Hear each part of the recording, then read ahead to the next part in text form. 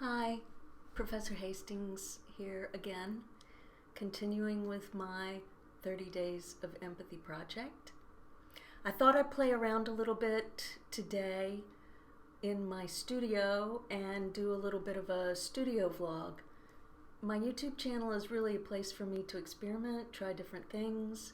So you'll see me shooting from above, you'll see me doing in camera or in front of camera, teleprompt, scripts. I really like to mix it up so that I can then help and guide my students as they pursue their content creation projects. So today, I really needed to make something with my hands because I work digitally, but I also like to make things with my hands. So I'm making empathy-themed buttons. And I'm using the graphics that have been created for my thumbnails, my community posts, my blog posts, all of those sorts of things. So what you can see in front of you is an InDesign file that I've set up to make the buttons. I've borrowed a button machine. I'm going to show you how that works too. And as you can see, I've got all of the buttons on a page. What I did to set this up was scan in a document via Scannable, which is the scanning app that Evernote produces. I really love that scanning app. I know there are others out there, but that's the one. I just grab it and go with it. And I scanned a document that comes with the button machine. It comes in way too big here. I probably should have shot a PDF, but I didn't, so I just reduced it rather than shooting it again. I'm going to hold the Option key and I'm going to reduce that by 25% or to 25%, which is very, very close. I'm not going to tweak it right now while you guys are watching. That would be dull. But basically I brought this in and then I dropped the opacity to about 25-30% and locked it into place.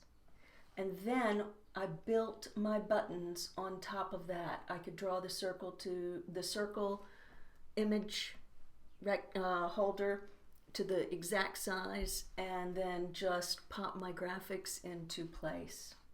And then once I was finished with those, I just delete the image. I unlock it and then delete it. And I have my page of buttons,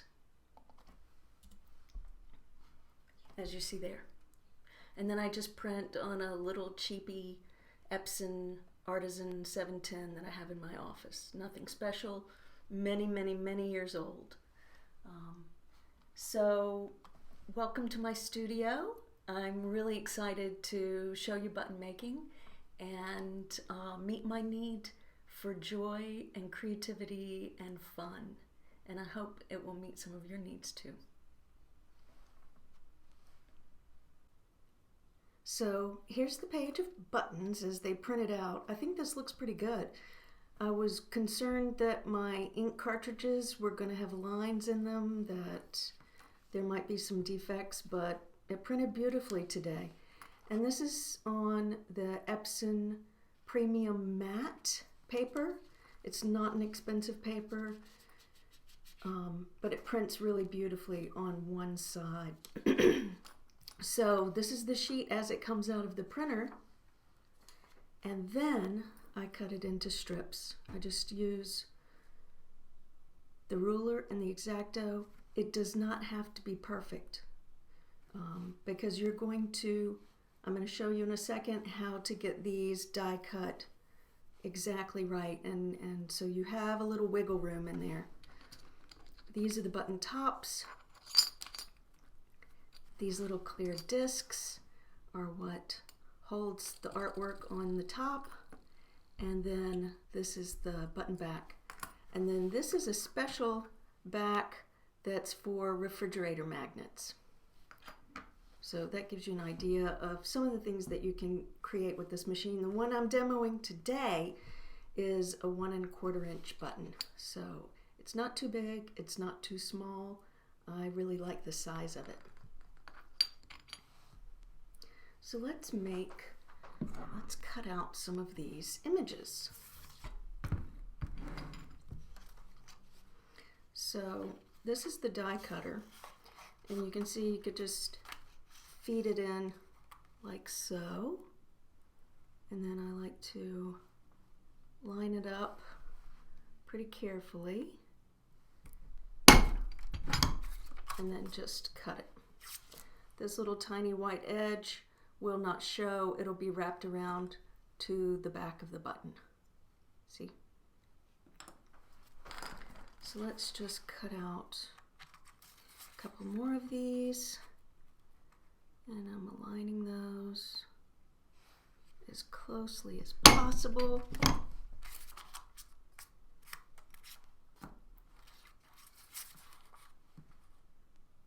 So there's something really gratifying about making things with paper, using machines, hearing the big kerchunk, and we'll get to hear that on the button machine too. And then the last one, this little guy, we're going to get that right in place, and there we go. I'm ready to make a set of buttons. So let's do that. So let's make some buttons. Just a little bit about the machine first. Here's that page that I scanned in so that I could go by it to create my artwork. And then here's just an instruction sheet. You can see this is really old school, but this is a good machine. I highly recommend it. And you can see it goes all the way up to 2.5 inches in size. The different models. This is the model 125. So as you can see, you've got a swivel base that holds the two crimper die parts. The shallow one is for the button top, the image that you're going to see. And you put that side there. And then let's start with our little heart brain. And then we need to have one of these little clear plastic pieces, and want to make sure there's no animal hair on that because I do have cats and dogs. So we've got the top ready to go. Now for the button back, and we're going to just start with the basic button back.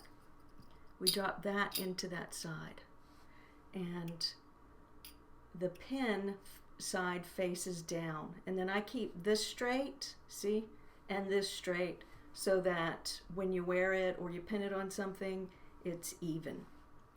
The first thing that you do is you smash this side, and then you spin this back around, and you can see the button's gone, and you spin this side over and you smash this side. I hope it's not shaking the camera too much for you guys. And we have our button. Voila. See? I'm going to do one of the magnet backs to show you. So we're going to start again, and I would really like a magnet that says empathy is a superpower. And that's fairly clean. Put that right there. And then I'm going to take, this is the magnet back, and as you can see there's no pin part to it, but we're putting the side that would be the pin part down, so you can see that. And then we're going to make the button side, hang on, hope this doesn't, woo! And now for the back. And I'm sure you guys are vibrating, but there's the button side. And now I'm going to take the little magnetic back that comes with a sticky side and just drop that on there. And it's ready to go.